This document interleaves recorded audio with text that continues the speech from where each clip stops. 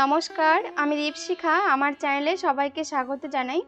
আজ আমি ভিডিওতে বাড়িতে কিভাবে প্রতি বুধবার শ্রী শ্রী হরিচাঁদ ঠাকুর ও শান্তি মাতার পূজা আমার শাশুড়ি মা করে থাকেন সেটাই আপনাদের সাথে শেয়ার করব। আর আমার যেসব বন্ধুরা শ্রী শ্রী হরিচাঁদ ঠাকুরের নিত্য পুজো দেন সেই সমস্ত বন্ধুদের সুবিধার্থে আজ আমার ভিডিওটি শেষ পর্যন্ত দেখতে থাকুন, আশা করি ভালো লাগবে। মতুয়া ধর্মের প্রবর্তক হলেন পূর্ণ ব্রহ্ম শ্রী শ্রী হরিচাঁদ ঠাকুর। তিনি বাংলার 1218 সালের 29শে ফাল্গুন এবং ইংরেজির 1812 খ্রিস্টাব্দের 11ই মার্চ বুধবার মধু কৃষ্ণ ত্রয়োদশী তিথিতে ব্রহ্ম মুহূর্তে এই ধরাধামে অবতীর্ণ হন এবং তিনি 1284 সালের 23শে ফাল্গুন ইংরেজির 1874 সালের 5ই মার্চ বুধবার একই তিথিতে মানব লীলা সংবরণ করেন। শ্রী শ্রী হরিচাঁদ ঠাকুরের পিতা ছিলেন যশবন্ত ঠাকুর ও মাতা ছিলেন অন্নপূর্ণা দেবী। উভয়ই ছিলেন পরম বৈষ্ণব এবং শ্রী শ্রী হরিচাঁদ ঠাকুরের সহধর্মিণী হলেন জগৎ জননী মা শান্তি মাতা। তো বন্ধুরা, আমি ছোট্ট করে শ্রী শ্রী হরিচাঁদ ঠাকুরের জন্ম বৃত্তান্ত আপনাদেরকে শোনালাম। এখন ভিডিওর মূল পর্বে চলে আসব। তো বন্ধুরা, স্নান করে শুদ্ধ বস্ত্র পরে ঠাকুর ঘরে এসে সব কাজ গুছিয়ে নিয়েছি। এখন পুজো শুরু করে দেব। তো আমি দিচ্ছি, কিন্তু প্রতি বুধবার পুজোটা আমার শাশুড়ি মাই দেন, তবে ওনার কথা মতোই পুজোটা আজ আমি করছি। তো বন্ধুরা, প্রতিদিনের মতো সবার প্রথমে ভোলানাথকে অভিষেক করিয়ে নিলাম। আজ পঞ্চামৃত বানিয়েছি, তবে প্রতিদিন বানানো হয় না। এবার শ্রী শ্রী হরিচাঁদ ঠাকুর ও শান্তি মাতাকে স্নান পাত্রের মধ্যে বসিয়ে নিয়েছি। ওনাদের এই পঞ্চামৃত দ্বারা অভিষেক করাবো। বন্ধুরা, প্রত্যেক বুধবারেই কিন্তু এনাদের স্নান করানো হয়, সেটা দুধ বা গঙ্গা জল যখন যেটা জোগাড় করতে পারি।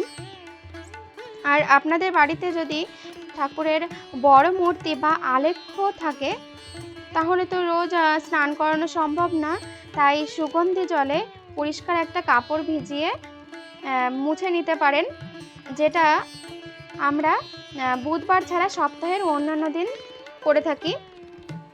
তো পঞ্চামৃত দিয়ে স্নান করানোর পর জল দ্বারা স্নান করাচ্ছি।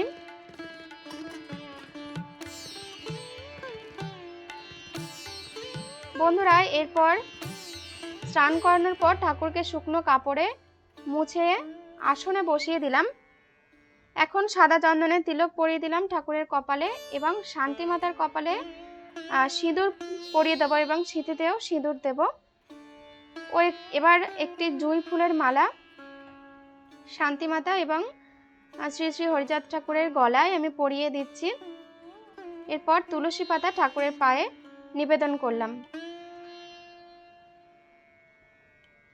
এবং চন্দন সহ কিছু ফুল আমি ঠাকুরের পায়ে দিলাম। আর মায়ের চরণে লাল ফুল সহ কিছু ফুল আমি নিবেদন করলাম।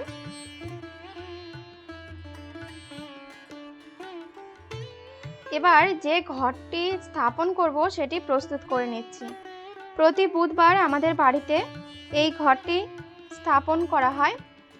তো ঘটে আমি সিঁদুর ও তেলের মিশ্রণ দিয়ে একটি স্বস্তিক চিহ্ন এঁকে নিচ্ছি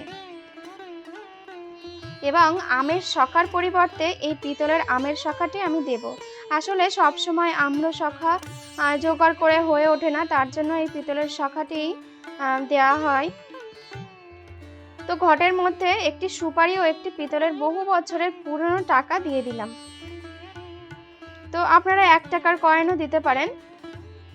এবার যে স্থানে ঘরটি স্থাপন করব সেখানে কিছু ধান দিয়ে দিলাম, আর তারপরে দেব কিছু শুদ্ধ মাটি ছাড়া ঘর স্থাপন করা যায় না, আর কিছু দূর্বা দিয়ে দিলাম। এবার উরুধ্বনি সহকারে আমি ঘরটি স্থাপন করে দিলাম। এবার কিছু ফুল ঘটের উপরে নিবেদন করলাম এবং ঘটের সামনেটা ফুল দিয়ে একটু সাজিয়ে নিলাম।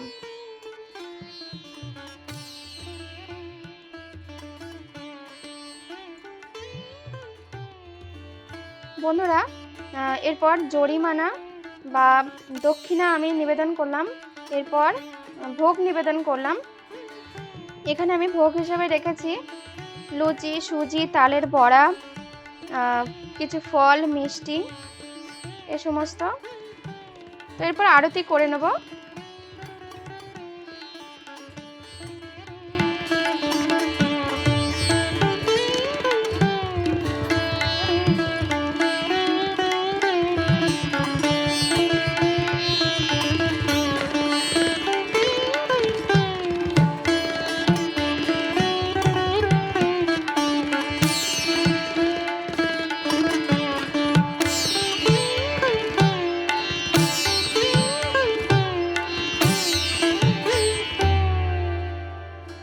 আরতি শেষে আমি ঠাকুরকে প্রণাম করে নেব এবং ঠাকুরের কাছে ক্ষমা প্রার্থনা করে নেব। যদি কোনো ভুল ত্রুটি হয় উনি যেন ক্ষমা করে দেন এবং অবশ্যই সকলের মঙ্গল কামনা করব। তো এই ছিল আমার আজকের ভিডিও। এই আজকের ভিডিওটি আপনাদের কেমন লাগলো অবশ্যই কিন্তু কমেন্ট করে জানাবেন। আর ভালো লাগলে লাইক এবং সাবস্ক্রাইব করে দেওয়ার অনুরোধ রইল। তো দেখা হবে নতুন আরেকটি ভিডিওর সাথে। ততদিন আপনারা ভালো থাকবেন, সুস্থ থাকবেন। জয় হরিচাঁদ, জয় মা শান্তি মাতা, জয় হরিবোল, জয় হরিবোল, জয় হরিবোল।